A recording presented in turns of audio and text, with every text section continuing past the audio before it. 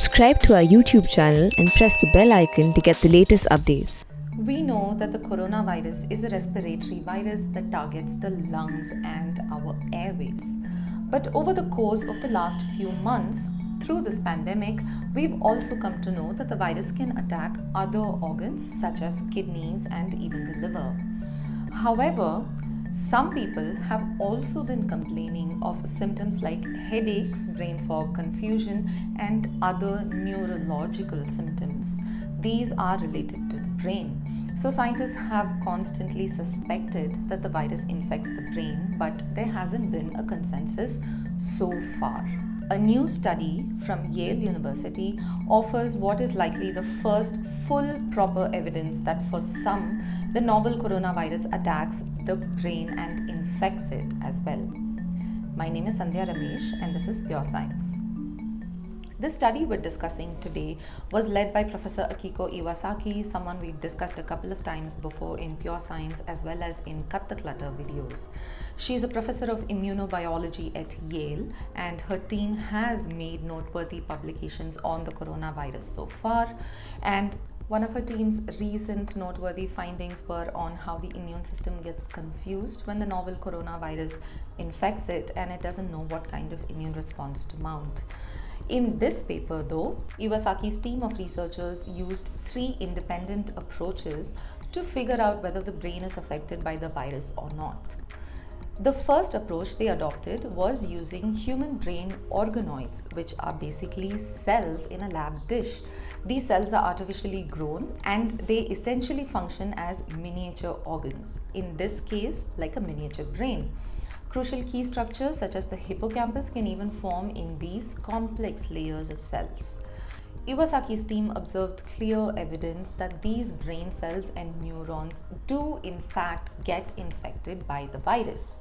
They were also able to observe accompanying metabolic changes in infected and neighboring neurons. Then in the second approach, they wanted to study the ACE2 receptors. As we all know, the ACE2 receptor is one of the receptors that the virus uses to gain entry into our body.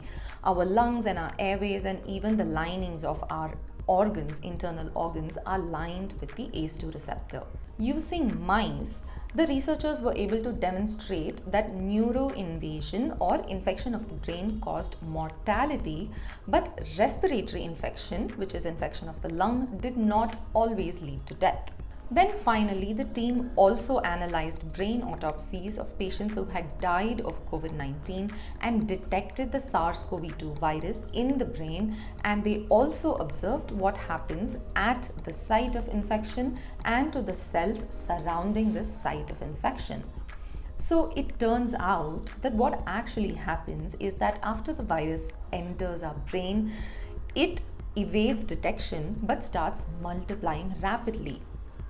In doing so, it also consumes oxygen in this process and it sucks up oxygen in the parts of the brain that it is in. In this process, the neighboring cells get completely depleted of oxygen and can no longer function and end up dying. There has been a lot of anecdotal evidence building up for some time now that patients who get infected with COVID-19 often do suffer from neurological effects. This includes nerve damage and even strokes.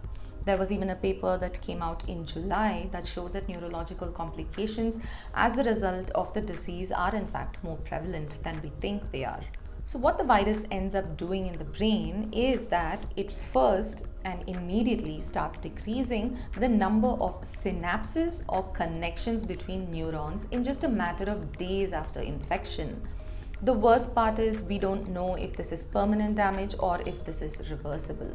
It is also unclear as of now how exactly the virus gains entry to the brain and how it infects the brain cells. We know the ACE2 receptor plays a role, and we know all of our other organs, especially our lungs, have a lot of ACE2 receptors that are expressed, but the brain not so much.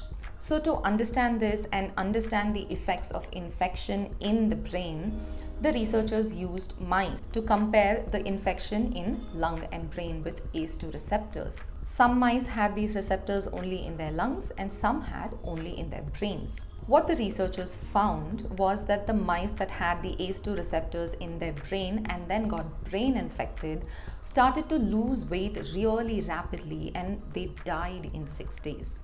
However, the ones who had lung infection neither lost weight nor died. So this implies that a brain infection could potentially be much more deadly than just a regular lung infection. But how does the virus get to the brain? We don't know. It could be through the eyes or nose, or it could be through the bloodstream. We're not sure yet. And we're also not sure how common this is. All the evidence currently is very confusing. The researchers in their paper point out that the infection of brain seems to be rare. However, some doctors have claimed that they see neurological symptoms in up to 60% of all patients that they see who become diagnosed with COVID. It could be more common, we don't know, because the symptoms of a brain infection would typically be things like confusion or brain fog or inability to focus or even delirium. But that will be harder to detect in milder brain infections if patients are hospitalized, drugged, or on ventilators. In more serious infections, it can of course cause strokes or other forms of serious damage. There have been numerous efforts at brain scans of COVID patients to understand the effects of brain infection, but most people didn't really see much evidence of brain cells getting infected. This paper shows that it does in fact happen, although it might be rare, but it is likely that some people specifically may be more susceptible to infection of the brain due to their genetic predisposition or a high viral load or something else entirely. This is of course not the first virus to affect the brain or infect the brain.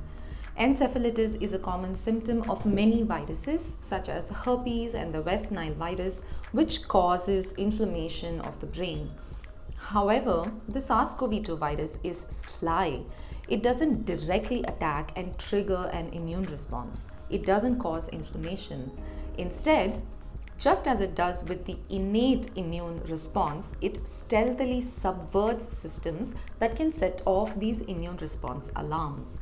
We know that in many people, the immune response is very confused, inaccurate, and not suitable for this virus because the virus subverts these detection mechanisms, causing our immune system to just take a guess and respond accordingly. Similarly, this virus is able to make the brain cells use their own resources to multiply the virus, but it is able to evade detection enough to not get destroyed. As ever, as time passes, we'll know more about the true pathology of this kind of brain infection and how it can be treated. But for now, we practice safety and we wait.